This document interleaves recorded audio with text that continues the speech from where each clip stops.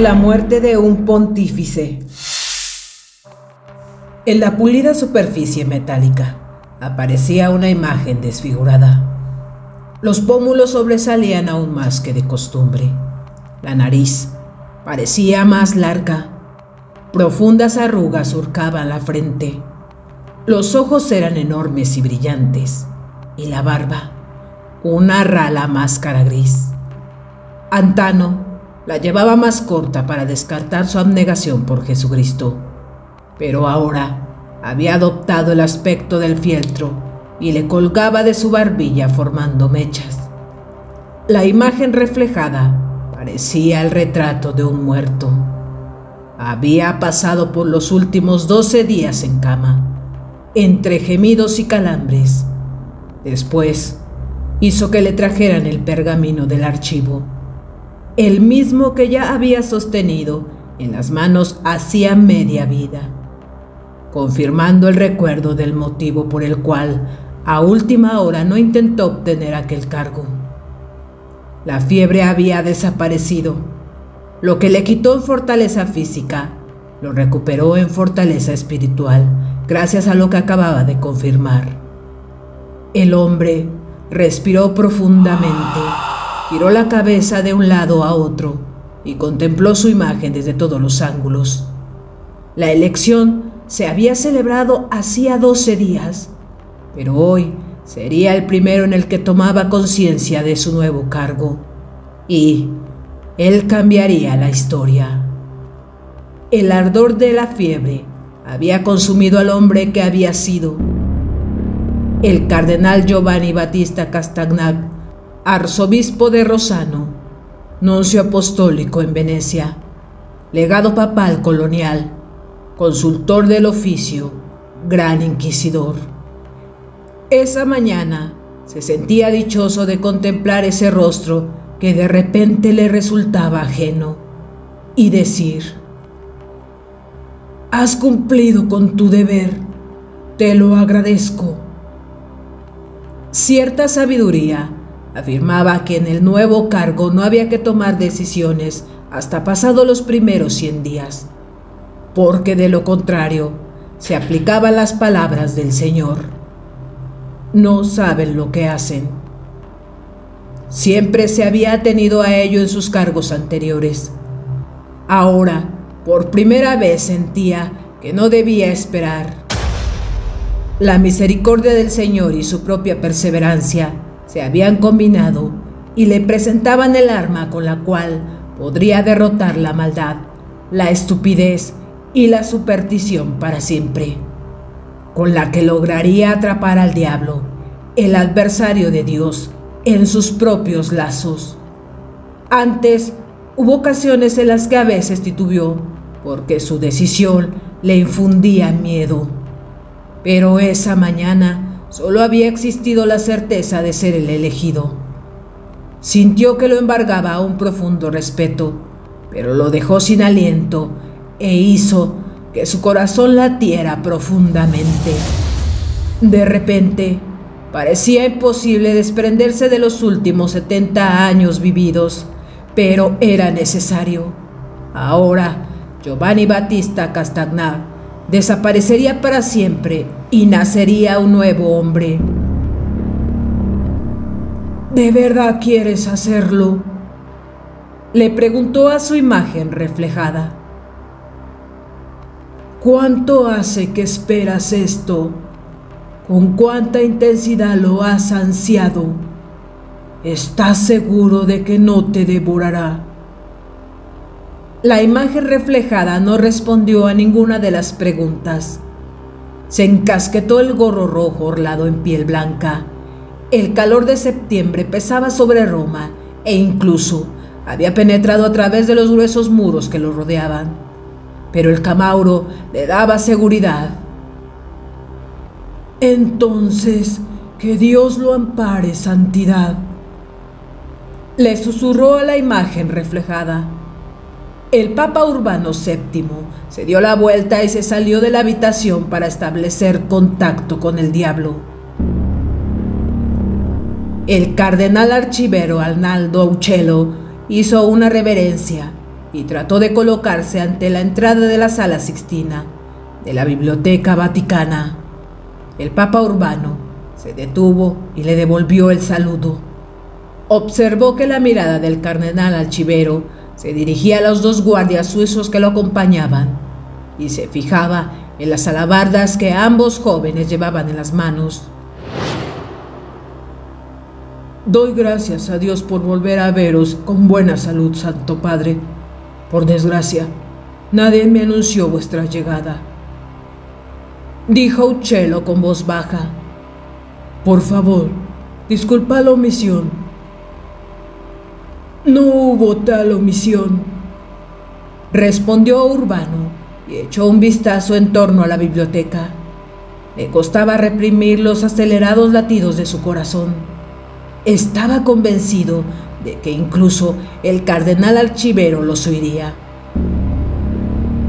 Hace mucho que no hemos estado aquí. Es un honor que el Padre nos visite tan temprano. Estos jóvenes, dijo el Papa, ¿son estudiantes? Uccello asintió desconcertado. Tienen autorización especial para examinar ciertos documentos, con el fin de realizar sus estudios o informarse acerca de un tema determinado. Tened la amabilidad de decirles que se marchen, dijo el padre Urbano. Uccello parpadeó sin saber qué hacer. ¿Decirles que se marchen, Santo Padre? Sí. No queremos que nadie permanezca aquí. El Papa lanzó una sonrisa a los jóvenes. Casi todos se habían girado en sus pupitres y lo observaban con disimulo. La conversación entre el Papa y el cardenal archivero se desarrollaba en voz baja, que ninguno de los estudiantes podría haber oído una sola palabra. Uno de ellos le devolvió la sonrisa tímida. La del Papa Urbano se volvió más amplia y asintió con la cabeza. El joven se ruborizó orgulloso y se santiguó. Decídselos ahora mismo. Urbano observó cómo el cardenal archivero regresaba a su pupitre, se aferraba a éste, intentaba recuperar la serenidad y acababa por tartamudear.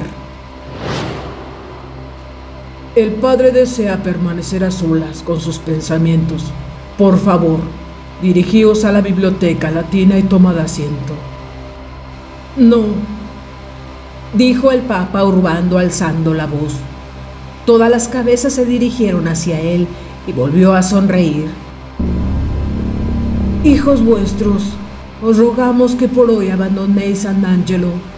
Acabad con vuestro estudio. Os agradecemos y os encomendamos a vosotros y a vuestra tarea cotidiana a la misericordia divina.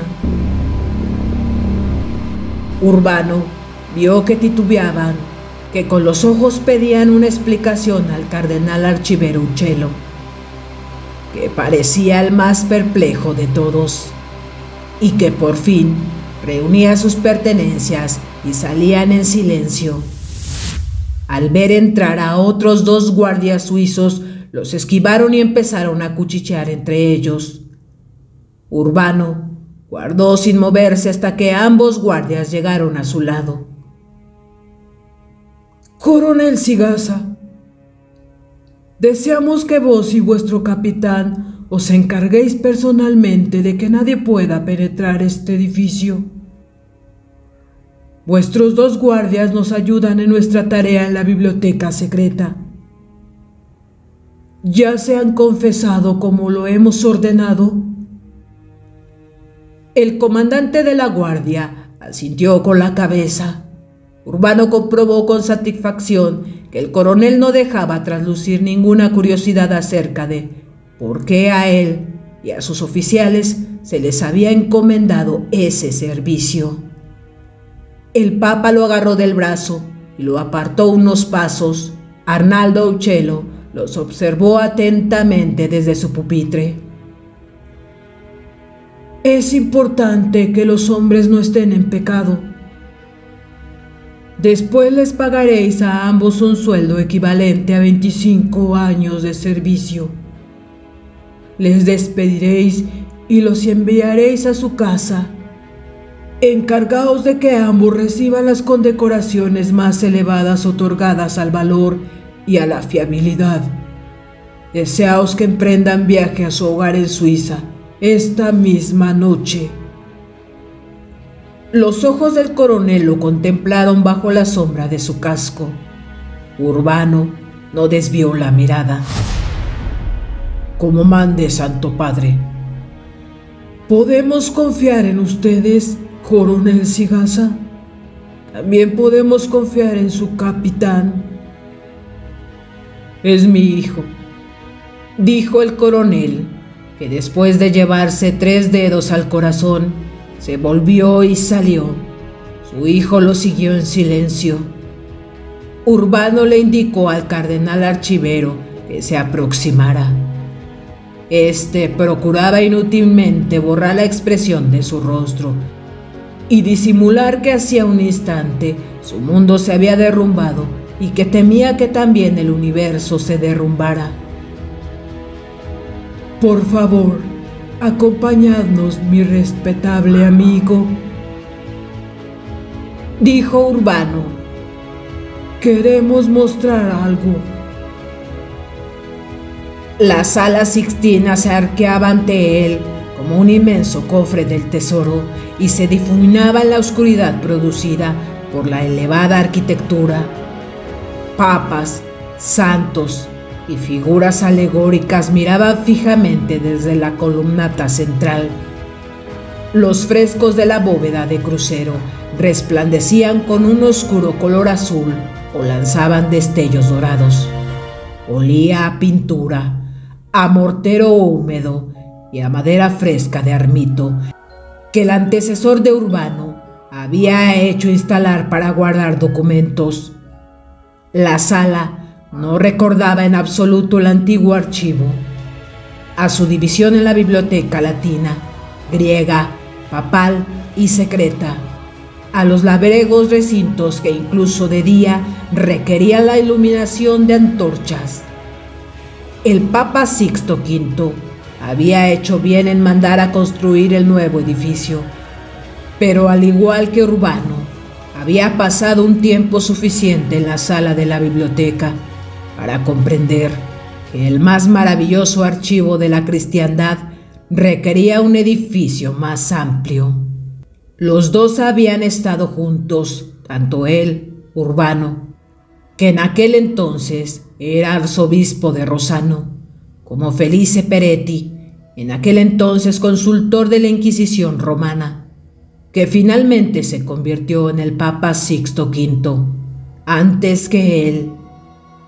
Un joven dominico recibió el cargo de redactar un nuevo reglamento para el uso de su biblioteca, y mientras que Felice Peretti no dejaba de mirar por encima del hombro del joven y ante cualquier agudización del reglamento de uso exigía limitaciones aún más drásticas, Urbano se paseó por la sala, aquí agarrando algo de los estantes, acullá leyendo un escrito, sin dejar de curiosear y dejándose arrastrar por la extraña sensación de que entre todos esos folios, códices, pergaminos y cofres sellados, algo lo llamaba.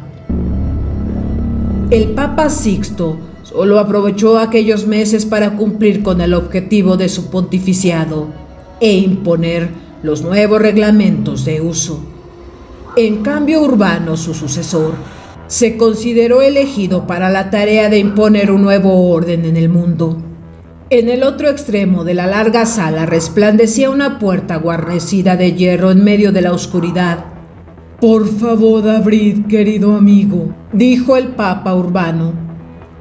Arnaldo Uccello tragó saliva, extrajo un manojo de llaves y se dispuso a abrir la cerradura. «Este es el archivo prohibido», exclamó.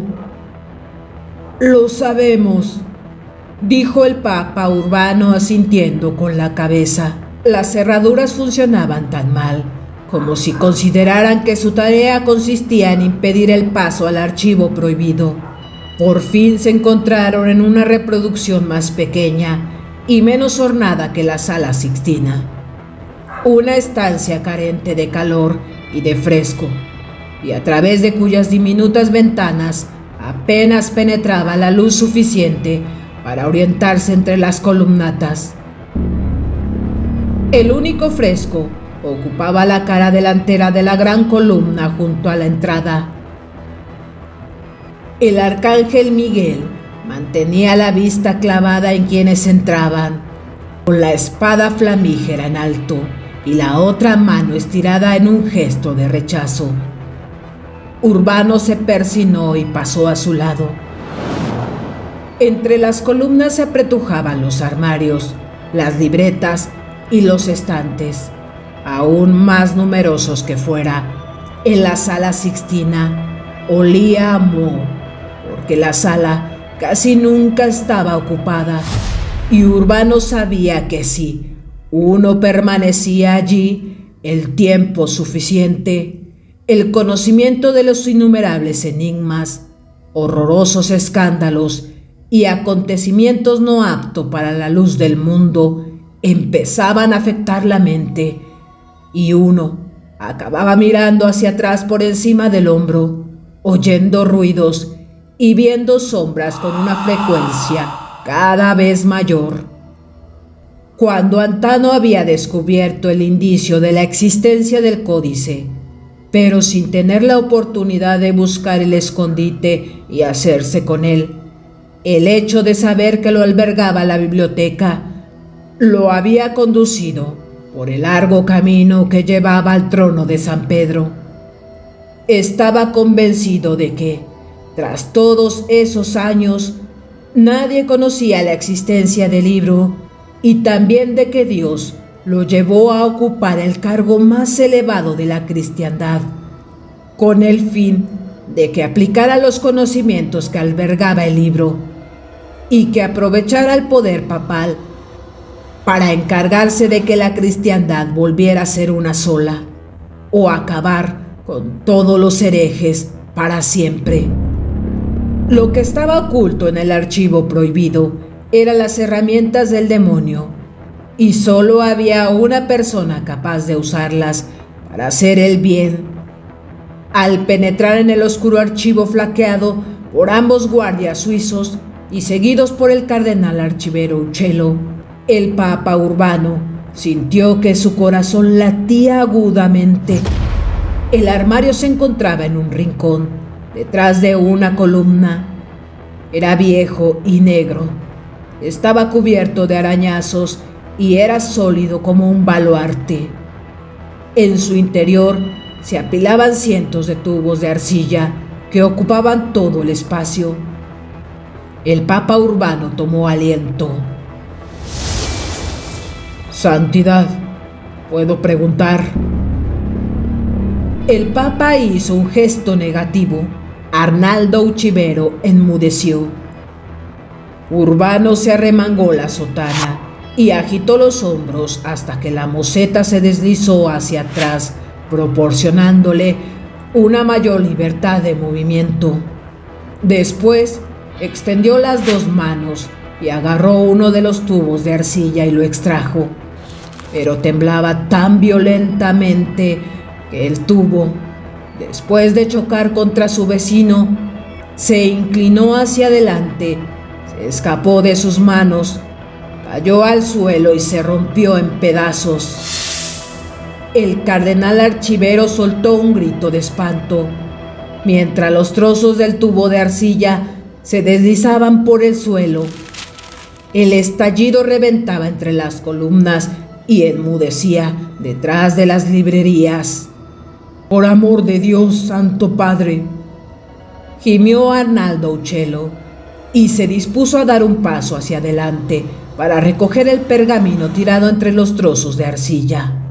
«Alejaos», dijo Urbano en tono seco, apartando el pergamino con el pie.